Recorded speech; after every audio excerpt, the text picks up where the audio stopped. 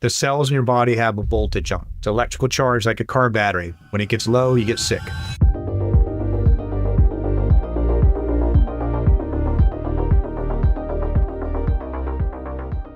Mark, welcome to the podcast.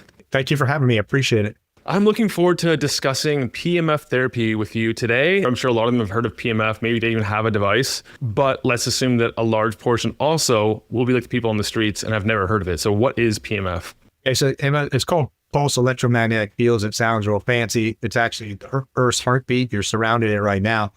But to simplify it, you got to go to a higher level for a minute and just talk about energy exchange. So nothing in the world happens without energy exchange. You don't drive your car, you don't chew food, you don't breathe oxygen, you don't fall down, you don't bang your head, right? Everything is an energy exchange.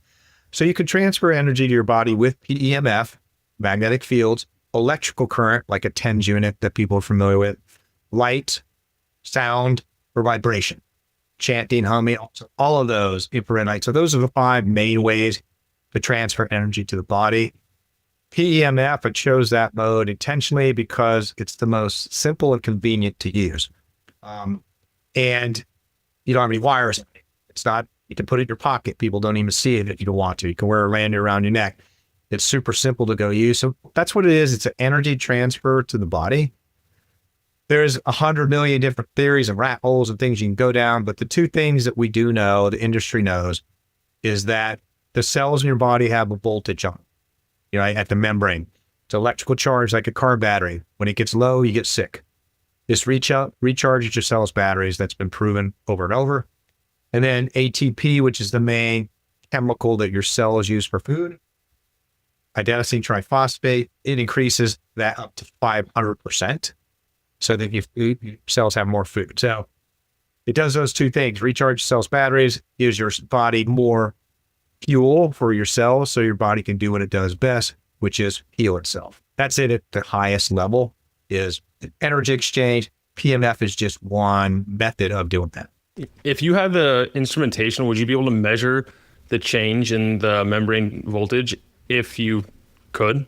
There's all kinds of, and I'm not an expert in that field. It's not easy. You're not going to just go put a wand up to you and measure it, but there are tests that they've done, as I said, and they're quite complex and complicated, expensive, those type of things. I don't want to get dark and go down all the rabbit holes that you can, but for example, mitochondria, this actually happened. I'm sitting there talking to a vendor at a conference and talking about mitochondria tests, how we can measure the energy level of mitochondria before and after. I'm like getting super excited until I heard the price of it, blah, blah. But yeah, so there's all kinds of things you can go measure.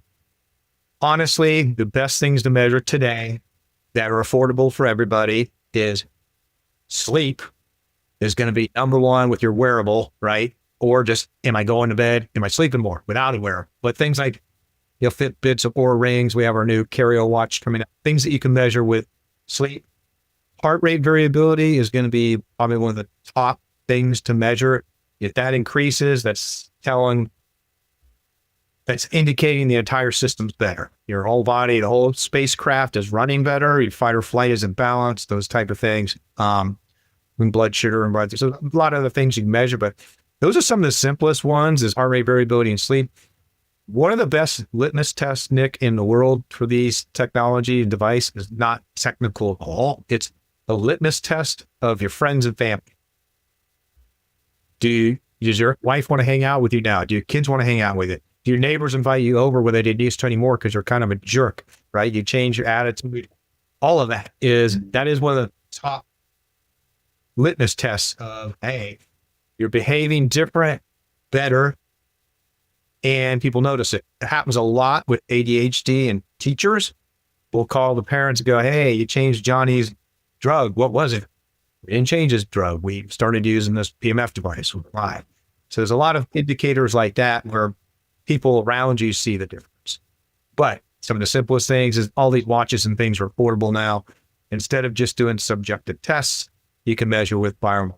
But then the bottom line is the subjective test is still super valuable. Do I feel better or not? Do I want to get up and go to work, right? Am I in a better mood? All those types. Mm-hmm. You mentioned like 2 of the big things that PEMF influences, being the voltage of the membrane, the cell membrane, and then also the amount of cellular energy or ATP. How would that translate into so many different effects and benefits, such as even something like sleep? You might think that sleep would be impaired by having more ATP available. It could, right? It actually could if you're running that.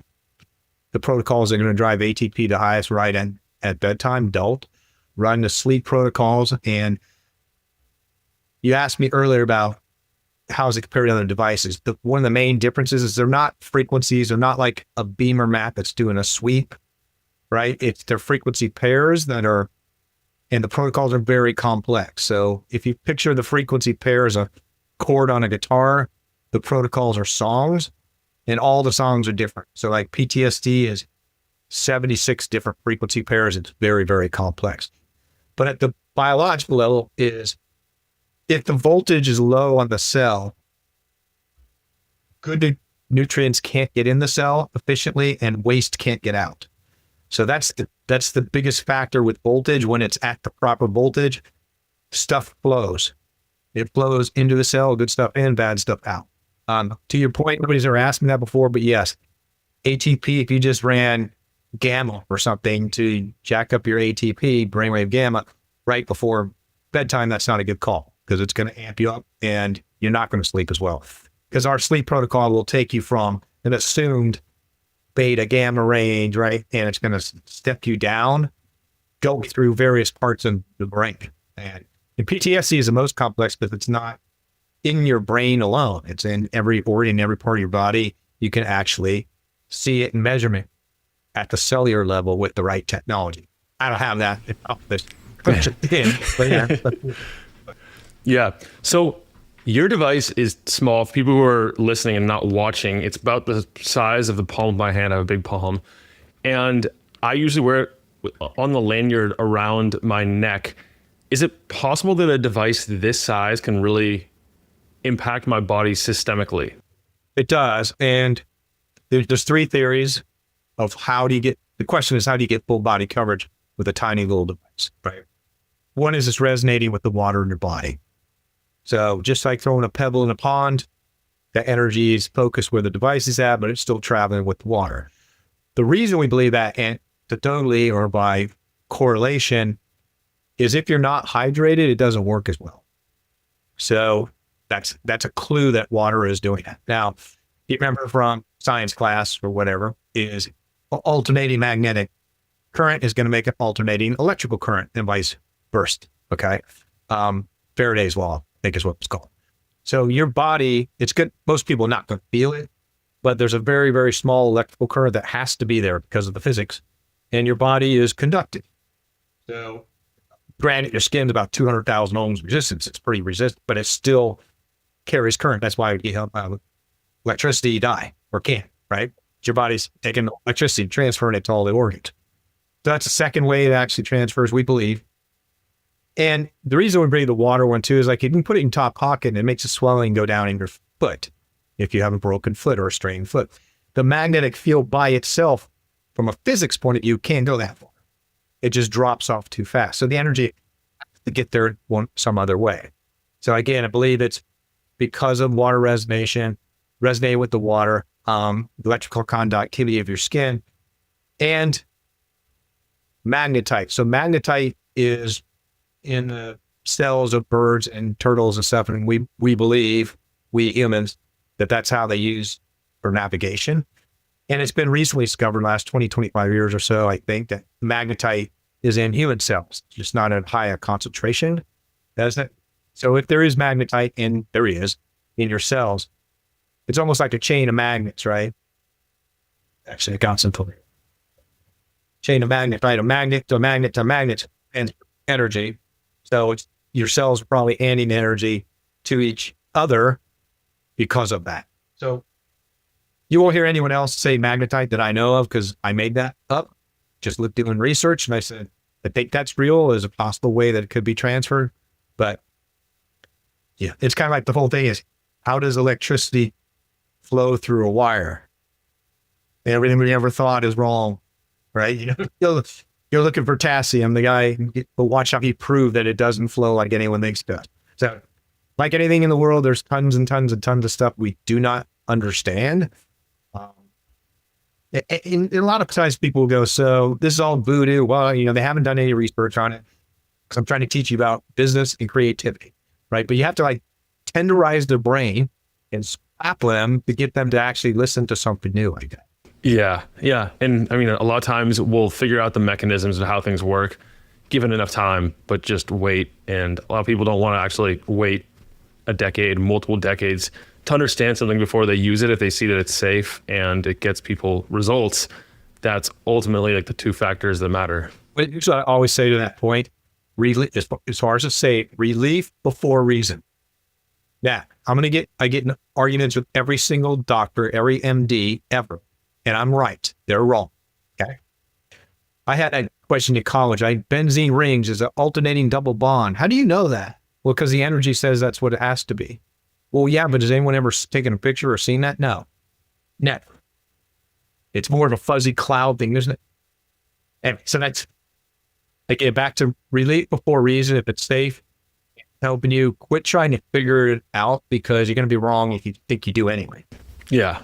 Yeah, exactly. And then if you think you have the exact mechanism, you'll be more blind to new theories and ideas that suggested something totally different.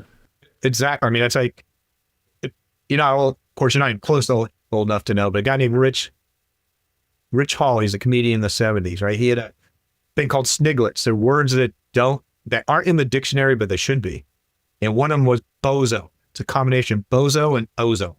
It's an invisible gas that surrounds people that doesn't let any new ideas get in, right?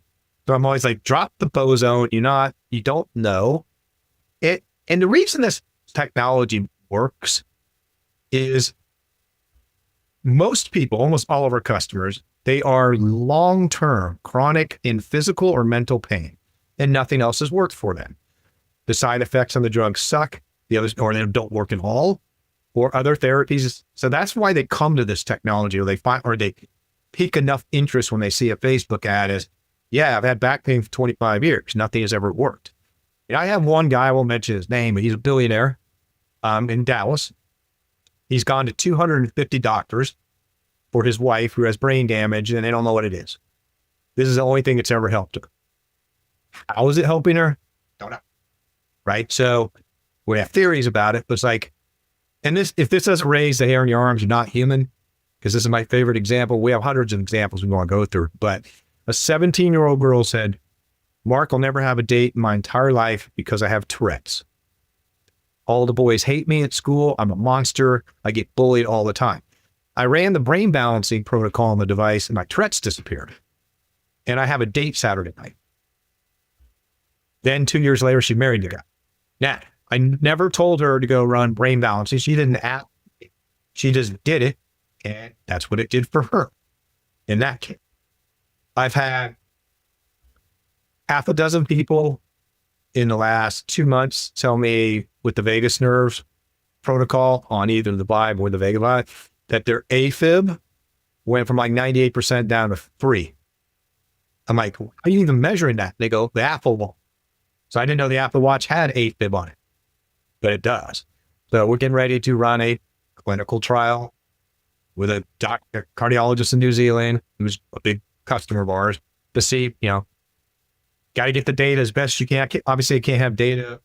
I'm not investors. I can't go run tons and tons of clinical trials. I can do PTSD. We have the largest PTSD study for PEMF in the world. That I have. Blood sugar we've done. Sleep. If you could ever get a doctor to finish, I have 3 different doctors doing sleep studies that never finish it or ever give you the tape. We'll go there. It's hard to get doctors to finish stuff. So we know it works for PTSD and trauma. And that was one of the first ones I jumped on because I saw what it could do. And to your point earlier was to get the treatment, you had to go find an expensive mat somewhere. Or at the time when I started looking 7 years ago, none of that stuff existed. There's only a few machines around the country and you had to go drive a couple of states. So that wasn't accessible to people to get get the therapy. Yeah. So if I wanted to try this at home and say I have a continuous glucose monitor, could I like have that a certain meal and then repeat it again with the blood sugar mode on, or perhaps after the blood sugar mode, to see if I notice any difference? I don't know the magnitude of effect that I could expect to see. So I'm going to make a couple points there. One's going to be very controversial, but biggest way I'm getting new wholesalers these days, doctors, is this scenario. The patient walks into the doctor's office and the doctor goes, "Oh my God, your A1C is 5.6. It's never been below 8. You finally started doing what I told you to do. You started dieting or exercise or something." They go, "Nah, I started using this." And the doctor snatches out of the hand. They call me and go, "What the hell is this?" And literally, Nick, we had like 3 or 4 new wholesalers, or we get a new wholesaler like every 3 or 4 months. I probably get 3 to 4 a day now. And it's that scenario of a patient going to the doctor going, "Hey," or they call me up, right? This has been going on for a few years. "Hey, how is this possible? My blood sugar went from 200 to 110 in 25 minutes. It doesn't do it for everybody. It's not 100%. Nothing in the world is, right? But yeah. Continuous glucose monitors, and the SUVs are going to show up in the door, and it's going to be the Libre guys burning my house down. But there's a study already been done. Everyone else can go look at it. A continuous glucose monitor with Bluetooth increases your blood sugar. We don't recommend doing it. Recommend you prick your finger, or that's why I invented this watch that can measure blood sugar without pricking your finger. Now it's doing it through algorithms and all that stuff that's, not 100% accurate, but it's a very good before and after ratio to go look at. So yeah, there's all kinds of weird things like that. That's like, yeah, glucose monitors, but Bluetooth is not. And you know what? Nobody references that study. Everyone else can go Google it. I did. He's like, "Dad, that's bad. You don't." So anyway, prick your finger, use some of these devices like these new ones. And again, it's also back to a lot of times people go like, "I don't even measure mine really much, but I know it's working because I feel better." Then they go measure it to prove it to themselves. And is this, placebo effect in my own brain? Is there a risk of going hypoglycemic or having like too large of effect on blood sugar, or really through any of the protocols, by using it, say, multiple times? The correct answer has to be, of course, there's a possibility of that. So watch what's going on. If something's weird's happening, stop using it, right? Is the side effects, it's a small percentage of people, but here's what usually happens. They go, "So making me tired, is that normal?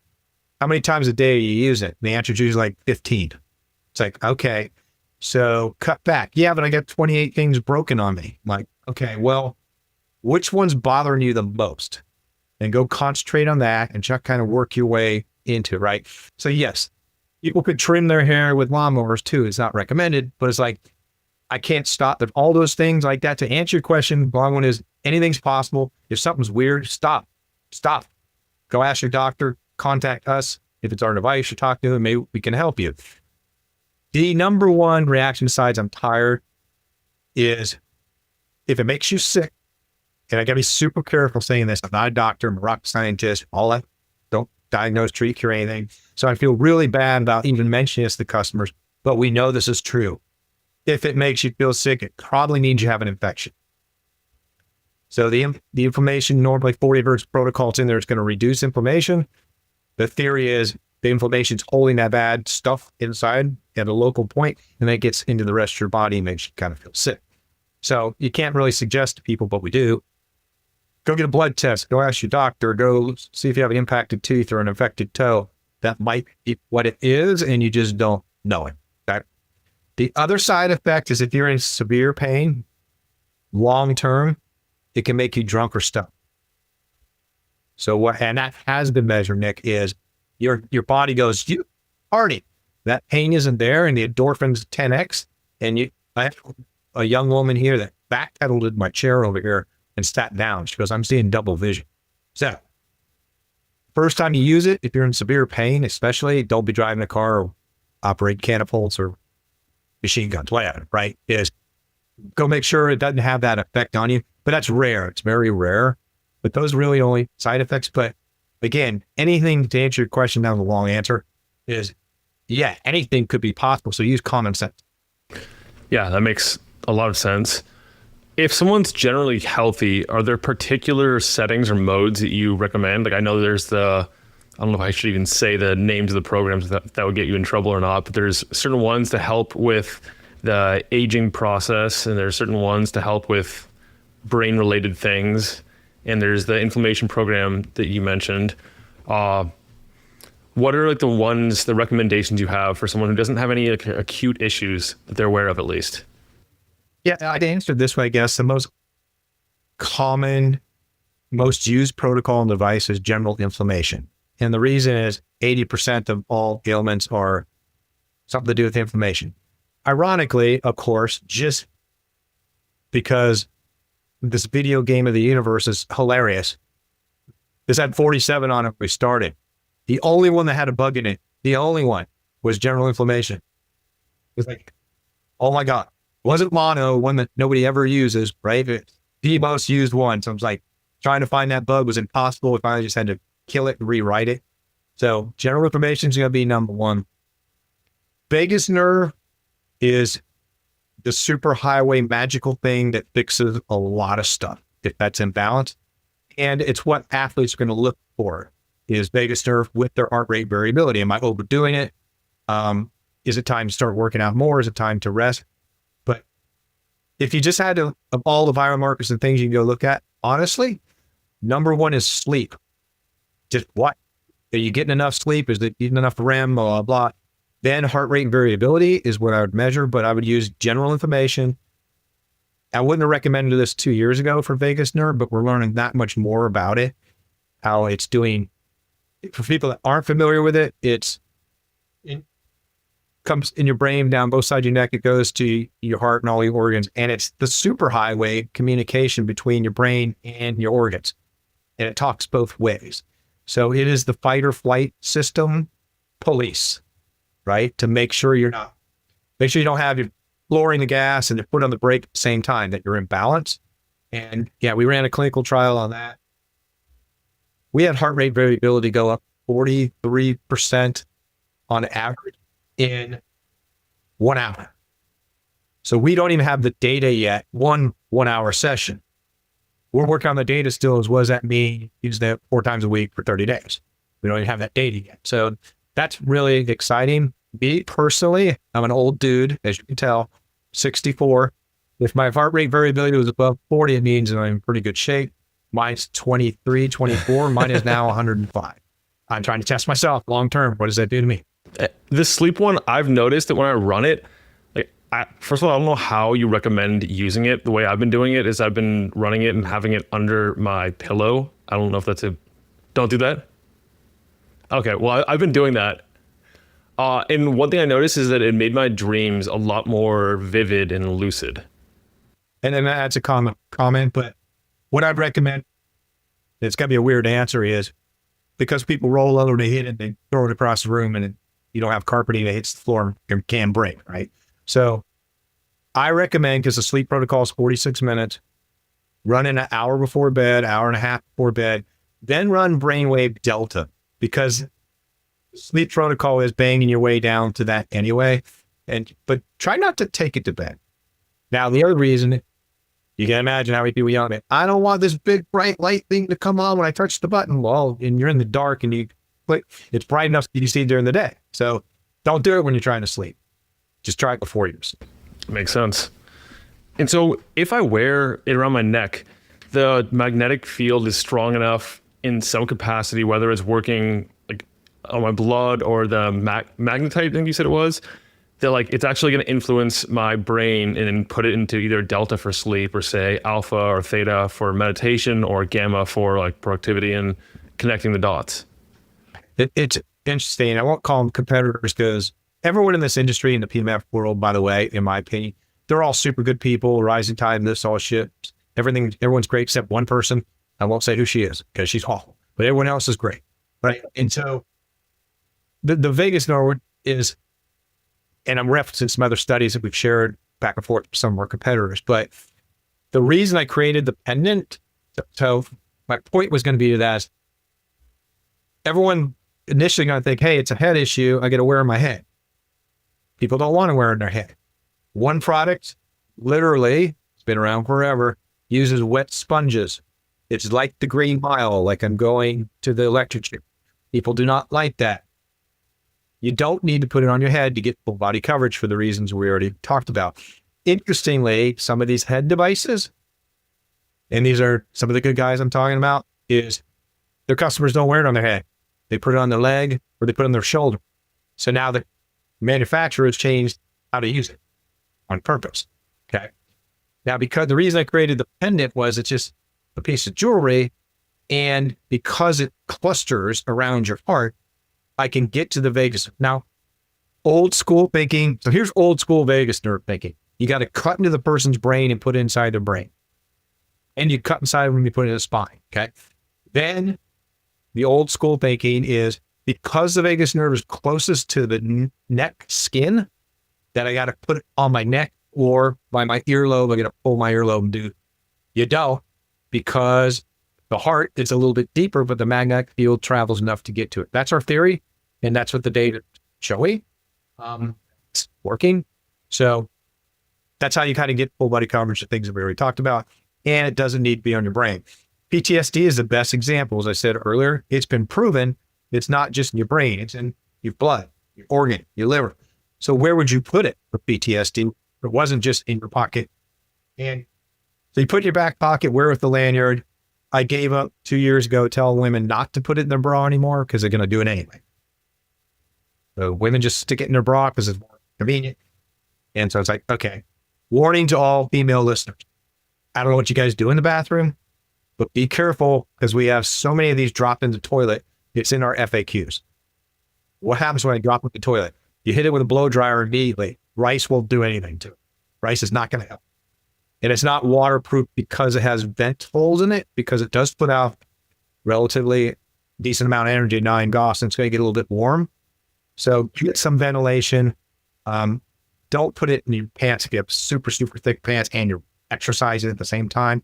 It's going to get too warm. Okay. And I know that there'll be some questions about like, how does PEMF compare to just EMF and like the non-native EMF specifically that people are concerned about when it comes to like Wi-Fi and Bluetooth and cell data and stuff like that? Everyone will ask me, we get this question many times a day. Does it put out EMF? And I can't answer yes or no, because the answer is yes. Of course it does. It's PEMF. It's electromagnetic field. That's all EMF means. It doesn't mean good or bad. Now, everyone's connotation is EMF is poor. Okay. So is light. So the analogy that I use for people is everyone's gone to the dentist, put a lead apron on you, and they shoot you an x-ray. That's 10 to the 12th to 13th zeros. Okay. That's how big that frequency is. And the energy, I use this analogy as a surfer. The energy is how big is the wave and how often does it come? So if I'm sitting out to wait for a wave and there are 1 foot waves that come every 15 minutes set, not that much energy. If they're 100-foot waves, they come 100 million billion times a second. That's a lot of energy. So the reason you're wearing a lead apron is because it's 10 to the 12 pounds. Okay. Your cell phone is going to be 1 million.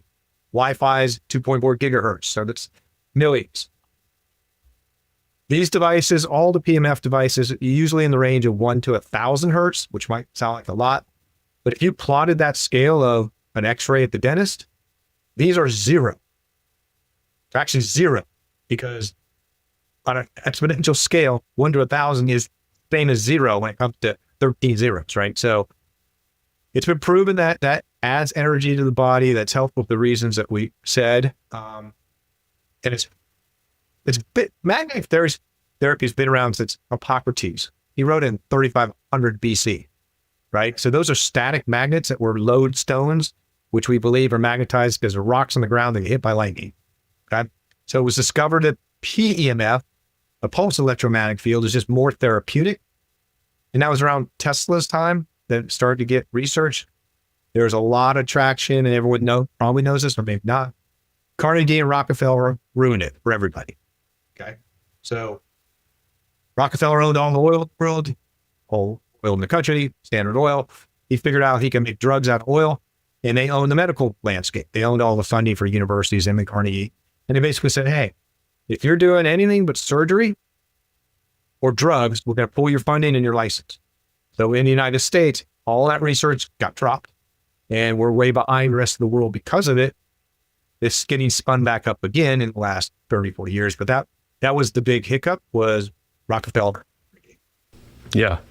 That's a good synopsis of like why it's different. And yes, it is still an EMF, it's a magnetic field, and it's not necessarily the same in terms of power as it isn't the same power as other devices that people are more concerned about, even if they're still non-ionizing. Technology that I use. So 2 things.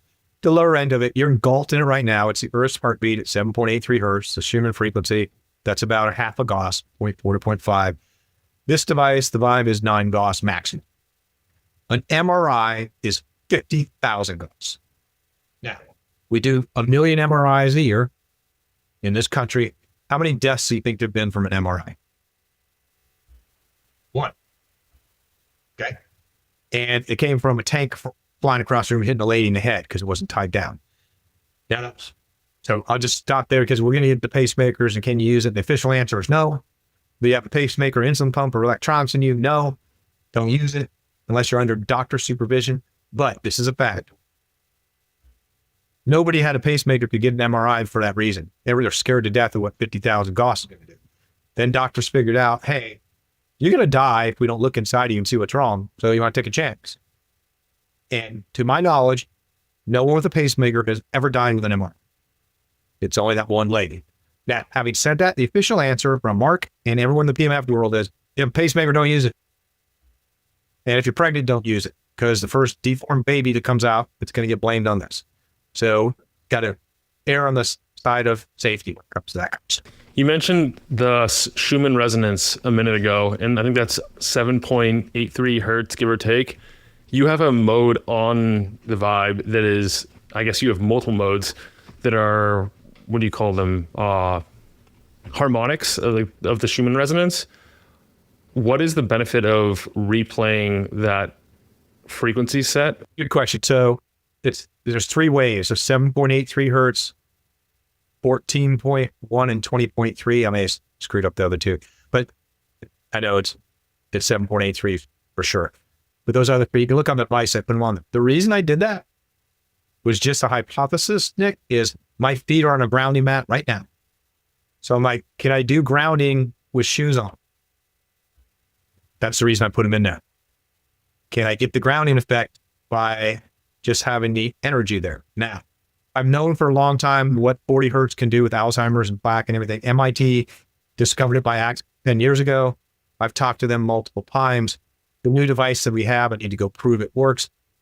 But that's what I'm really excited about, is the old people like me and the amount of Alzheimer's and, MCI, cognitive impairment, moderate. I've been schooled, Nick, by the doctor that's going to help me, who wants to run the study. He's one of the top guys in the world on the subject. Don't say Alzheimer's, say MCI. I go, I know what MCI is. He goes, moderate cognitive impairment. You can say that and not get shot by the SUVs front door. My God. So we're MCIing people, right? With this new device that is coming in 2 weeks. It's going to put out 40 hertz light and 40 hertz PEMF at the same time. And you're going to wear it on the inside of your wrist where there's a meridian right here. And then on the back, where there's another meridian. There's a cool thing in research that says like R&D stands for research and development. It also means rob and duplicate, which is what every inventor since the beginning of time has ever done. So this device will hold that, and you just put it like this on the back of your neck. Whereas R&D this from, me and my designer, was somebody invented a device that if you're sitting on your computer and you slouch, it goes, and it yells at you. Right? But it has a little electronic thing that sees you leaning, has a little magnetometer there, and it yells. So we just took that basic concept of design and changed the holder. So this is what we're going to have. So yeah, I robbed and duplicated that from somebody that has nothing to do with my industry, right? Interesting. What most inventors do. So could you take the Vibe and then just run 40 hertz? And of course, it's not going to be as effective as if you have the light in tandem with it, but can you do that to help with the similar goal? Yeah, the general information is going to be, well, it's almost all 40 hertz. Should say that it's 40 and 116 mixed, and there's lots of research that show those. But in general, the magic frequency in PMF is 40 hertz. So it's not a surprise that that's what MIT discovered. And I got to school an MIT professor, doctor, and made me feel really good. I'm like, he goes, well, what's your frequencies? I go, 1 to 1,000 hertz. He goes, well, it can't work because nobody can see you over 60 hertz. I'm like, right. You didn't take the rat's eyes open, so how did the energy get into this rat? And he goes, we never figured that out. So I was talking to a doctor friend of mine, her name's Dr. Lori Barr. She's one of the top pediatric radiologists in the country. And I was telling her this story, and she goes, hey, Mark, they discovered like 25 years ago that your skin has light receptors. It has cones and rods almost like your eyes. So I went back to this MIT guy, and he goes, that's a bunch of BS. That isn't true. So I sent him all this research. I go read that, right? And he's like, huh. So even MIT people, right? Keep no bozo, man. Keep an open mind. You don't know it. Yeah. Wow. So if I run the different modes, say there's a 20 hertz, there's a 30 hertz, a 40 hertz across the different modes. I run that and I'm wearing it around my neck. And am I still going to be entraining my brain to that frequency as well? What if I don't necessarily want to entrain my brain to a gamma or something like that? Yeah, I don't think it will. Is a general rule. It's again, it's getting a little weird, but if your body doesn't need it, it won't use it. Okay, that's been the general consensus. And like I said, the history of this technology and where it came from the U.S. is sparse because of Carnegie and Rockefeller. Literally, a lady found a machine that had a card that said inflammation 40 hertz, vitality 125 or whatever it was. Well, what the hell does that mean and where did it come from? So nobody knows. So the analogy I use is 8,000 people over 35 years have used these frequencies. And if you picture a bunch of kids in a garage band, right? They're trying to make a song. Hey, add in some cowbells in there and throw in a little bit of horn. Well, that didn't work, so throw that out. That's how they got most of them on there is how they're developed. Not all of them. I'll give you an example when it's not. So, and I've been cautious not to make them up my own because I'm not a doctor, right? But 2 years ago, maybe I had 3 doctors. It was really weird. In the same week, and they weren't related. They weren't talking to each other. They said, this is kicking butt for MS. Like, I don't have a protocol for MS. I go, what are you running? Fibromyalgia? And they all said, yep. So it just made a logical bridge of, so I've been doing that. So when in doubt, we already covered this. Run general inflammation because it's the root evil of most everything. If it's toxicity, run the liver protocol. If it's nerve related, run fibromyalgia or neuropathy, right? If it's smells, looks, anything like allergy, run allergy, right? If it makes you, I don't care if it's food allergy or skin or whatever, just try allergies. Not going to work all the time, but a lot of times it does. So a lot of people doing that, making the bridge themselves, right? Is, hey, this one's close enough. I'm going to try it. If my body doesn't need it, it's not going to use it. Okay. So you have a lot of different like acute programs where if someone wants to if they have something and they perhaps don't want to take a traditional approach to dealing with that thing, they could try this to see if they get at least some symptomatic relief. And this is the good news about it. In general, if you use it 3 to 4 times a week for 30 days and it doesn't help you, it's not going to, or you misdiagnose yourself. You run it wrong protocols. And it's not 100%. It's not even close. I mean, PTSD, we have a 98% success rate. In general, don't hold me to it. We have about a 90, I can tell you a return rate's less than 3%. So we have 95, 98% success rate. The lowest one, all you old grumpy men like me, listen, the lowest one is prostate. It's only like 65%. So do not call my phone and just start yelling at me because it didn't work. Is try it. The other 65% it does work. Static that it did. I don't know why. That one's the lower percentage. Maybe it's because prostate's complex, so what's causing it. BPH, for example, if large prostate, there's no doctor in the world can tell you why. It just says it comes with old people. So I've never heard anyone explain what actually is causing it. Right? So maybe it's complex. So it's you try it. If it doesn't work for you now, you're getting all the statistical stuff like, well, how long do I have to use it? Blah, blah. I was like, the problem is I tell people probably don't need to use it more than once a day. But when somebody's hurting for 20 years, then it works for them. They do not care about statistical analysis. I have a friend who's an ex-race car driver. He's had 4 concussions. He's been on fire twice. He was taking 8 Ambien a night for 15 years. Now he takes 0. So he has about 25 of these. He looks like a terrorist strapped on him at home. It's like, you don't need to, his name's Mark too. You don't need to run that many. He goes, screw you, Fox. I'm going to do whatever the hell I want to do because I feel better. Right. And so you get that from a lot of people where I know you can't overdose because if you could, I'd have a lot of customers in trouble because they use too much. So, but if I see someone with allergies and they run the allergy program, is it reasonable to expect that they would actually experience like a noticeable shift after the, say, hour-long program? Or would that be like they would need to have it and use it for multiple weeks, at least a couple times per week to see a change? It all depends on the person and the protocol. You pick one of the ones that is more rapid, allergies. I'll give you a perfect example. A friend of mine calls me up in the airport. Are you kidding me? I have not breathed this well since I was 14 years old. He's in his 50s. I go, what are you talking about? He goes, I ran that. It wasn't allergies, actually. It was asthma. Excuse me. He ran to asthma, which is going to be a fast one too. Because he goes, I ran asthma, and he goes, like I just said, I couldn't, never been able to breathe like this, blah, blah, blah. And I go, you idiot. Are you just now using it for the first time? I gave it to you 4 months ago. Yeah. So there's another rule. It will not work if it sits on the shelf. But what with it that's really cool with allergies and asthma is actually horses, right? Horse owners will see it almost immediately. The horse starts licking and they do stuff with their ears. Now, if I was a sinister marketer, I would just make a protocol that makes horses lick because all their owners are confident that that horse is happy when they're licking. It's like, they have a certain kind of lick. Like, okay. But yeah, so some people don't see any response. And here's a caution, is like, with PTSD, the first big study that I did is they did it for 30 days, 3-4 times a week. Then I have people go, I'm not sure if it helped me or not. I could maybe a little bit. And I go, wow. So we're using the Veterans Administration PLC 5. It's 20 questions, 0 to 4.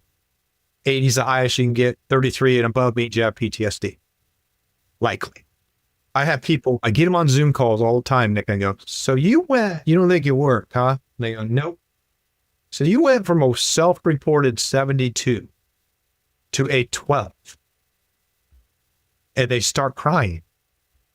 So they just sit there and start crying. So I have tons of Zoom calls like that I have a couple dozen on the website. Most of them people don't want that in the public, right? But it's like people forget how bad they felt 30 days ago. So encourage them, get biomarkers, HRV stuff, keep a journal. I had a chiropractor in town that I've known since kindergarten, right? I told him this story and he's like, and I've talked to a bunch of doctors and psychiatrists. They tell me this, every intervention in the world, same thing, Mark, they forget how they felt. So he videotapes every new patient. He goes, Mark, they come in on a walker. The next time they come in a cane. Next time they come in with a laptop. And they go, well, I could always do it. And he goes, no, you couldn't. You couldn't even walk 60 days ago. I will show you the videos, right? And I don't need to see that. So this is my theory. I'm going to get, if I'm not in trouble already, this is another one of my theories. So I started doing free reports for people when I first started the company because I'm going to get all these returns because people think you didn't help them when it did, right? And so, but we haven't, fortunately. But I think there's still some of that. People go, yeah, I don't know. Well, sometimes people, right? Why'd you return it? I didn't feel different. What were you trying to feel different about? Nothing. I'm in great shape. Well, what were you testing? I don't know. Or we get people's like, I ran for back pain. Why'd you return it? Here's like their number one answer. Why'd you return it? Because I ran from back pain, but pain went away and you have a money back guarantee. I want my money back. Oh, it's sad, dude. That's our number one reason is it worked and I want my money back. Then you got to go, okay. Interesting. Yeah, that is something else. So if someone runs one of these protocols, I'm sure it differs based on the protocol, but like, for example, the PTSD, it's like, do I have to, say I get to the end of the 30 days, then what happens from there on? Like if I never use it again, would I still have would I maintain my current state, or would it be like a slow decline back to where I was beforehand?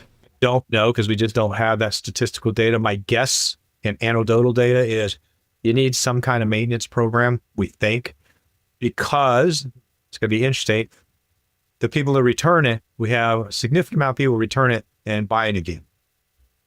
Because they go, well, it's helping me. I didn't realize it was. So can I buy another? One guy, his last name is Ed. And I go, Ed, I will sell you another one if you promise never to call my cell phone again. Because you've called me over 50 times to just complain constantly and stuff. And now you're telling me it worked. So, hello, Ed. He knows who he is. But it's like, yeah, so there's all that psychology. We don't have any long-term. I mean, we have some people that run it, their migraines went away and they run it twice a week and they don't have migraines anymore, or they're way less severe, so they don't scientifically go, hey, if I cut that back to 1 or take it to 4, does it make it better? They just kind of go, hey, I'm happy where I'm at. I'm going to keep doing.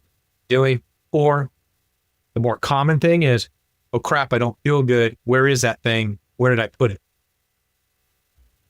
They set it somewhere.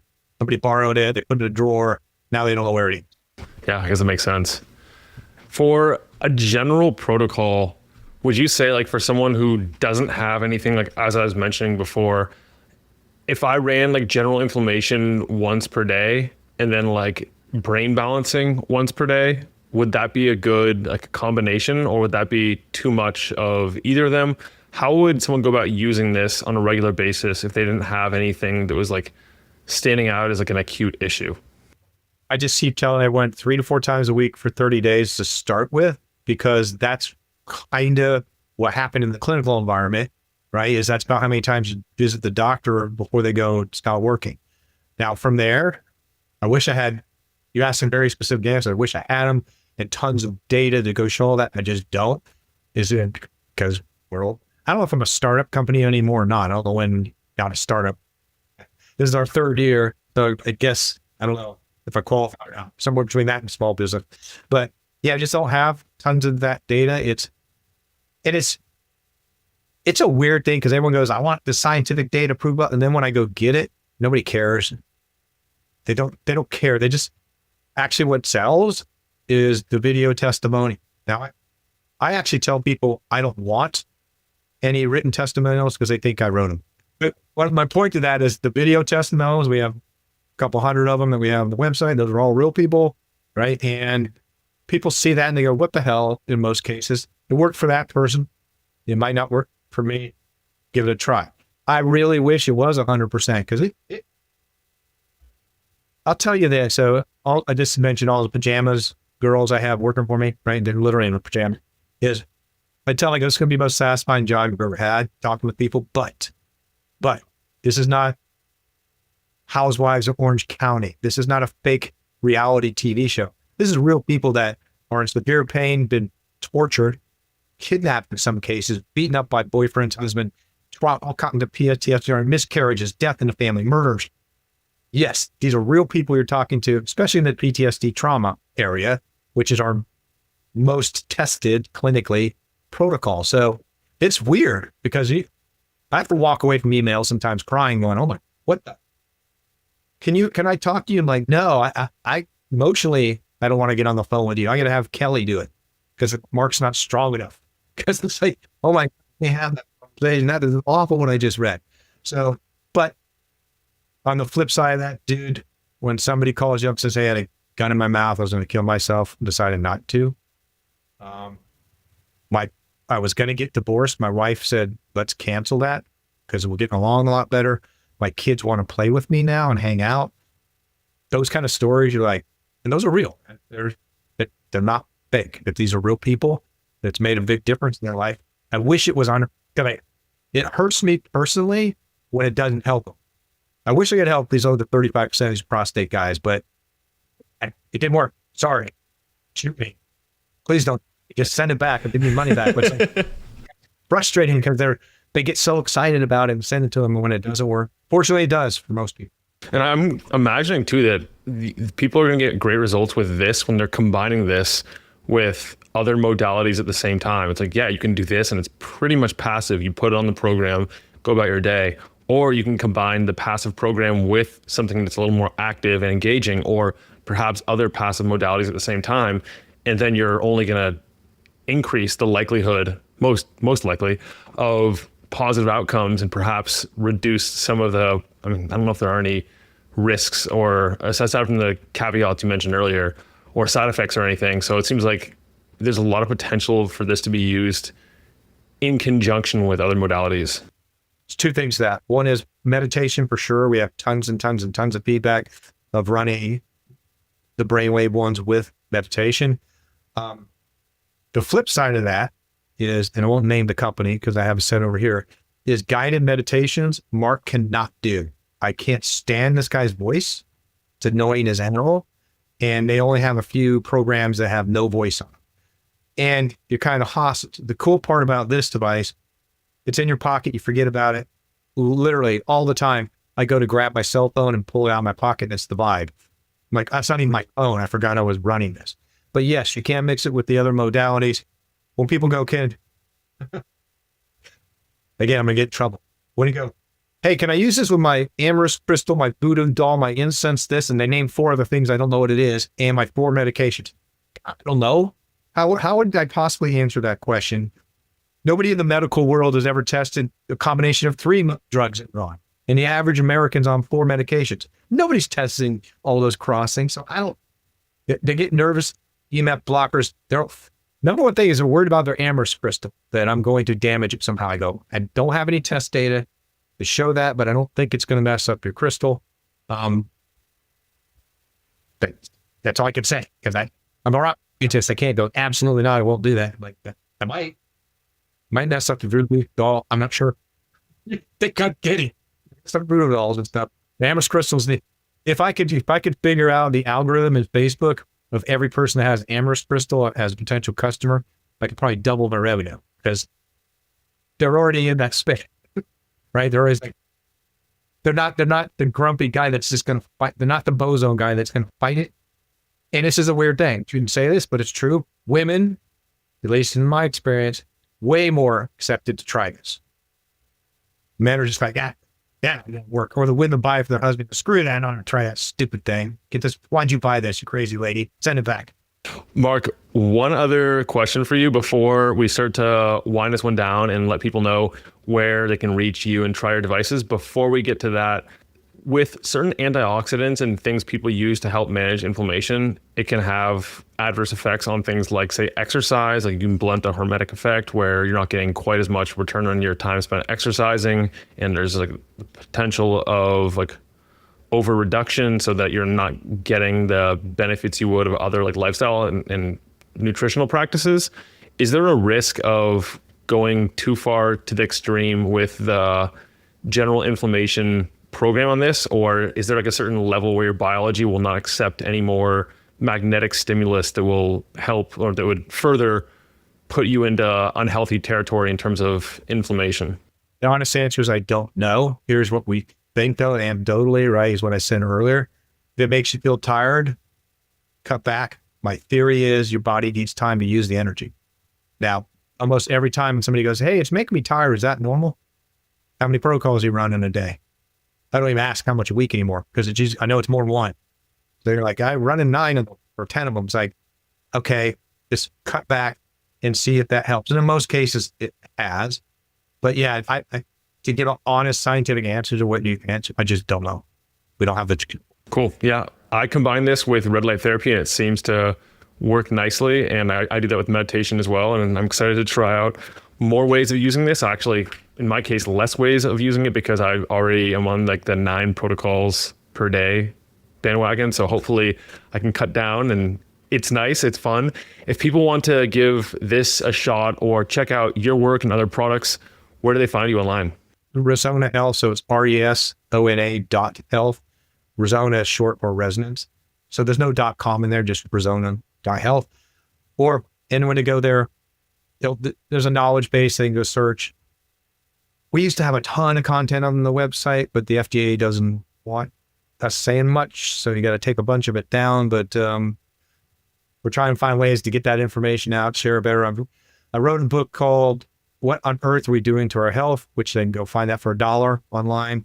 I have a new book coming out, Go Find Joy, which should be out in a week, which is all around anxiety and how these, and the reason I picked anxiety is the #1 ailment for all people and pets across the world.